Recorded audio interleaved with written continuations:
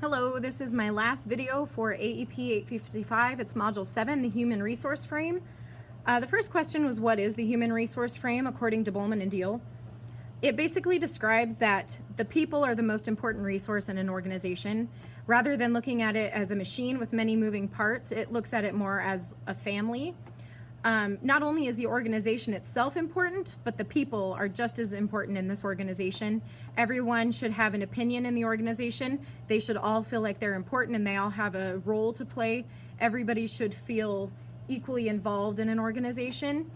Everyone should be working towards a common goal. Everybody needs each other in this organization. And the happier the people are in an organization, the more smoothly the operations will run.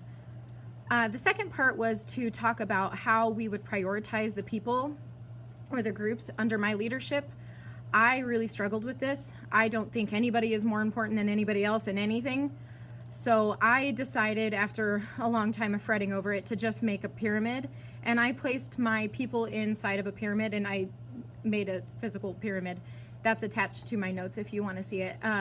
In my pyramid, I separated into 5 different groups. The first group I put was the principal. I put them on top because we have to have an effective leader for the organization to run smoothly. They are there to keep everybody grounded. They're there to perform duties and keep the other groups on task. Many times they're doing the behind the scene work so that everybody can do what they're there for. The biggest job is to be a model. Attitude and the way the principal presents themselves is observed by everybody. That is from the teachers, the paras, the cooks. Everybody sees how they are behaving, and they're modeling that behavior for everyone that watches them. A good principal is a person that other people are going to want to stick around and work hard for. The second group, I actually put teachers and students together. The teachers are there because they love their job, they love teaching, they want to do it. The students, they might not love that, but the only reason we have this organization is for them. So we're really there for the students, and they work together, they're hand in hand. The next group I put together was the custodians, cooks, and office staff.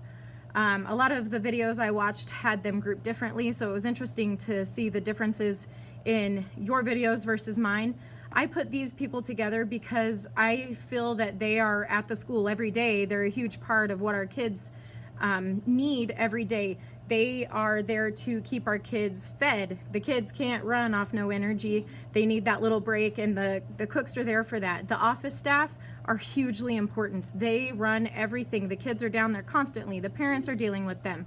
They are doing all kinds of behind the scenes work so that we can just teach. So I think that they are a huge, huge part. And the custodians, they're there because it's our second home.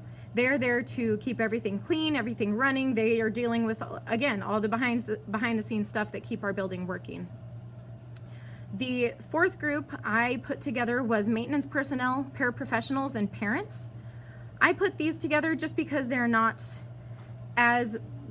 playing as big of a role, I guess. The paraprofessionals, they are in the room a lot, but they're more under the teacher than the principal, because the teacher is really guiding them and telling them where they need it.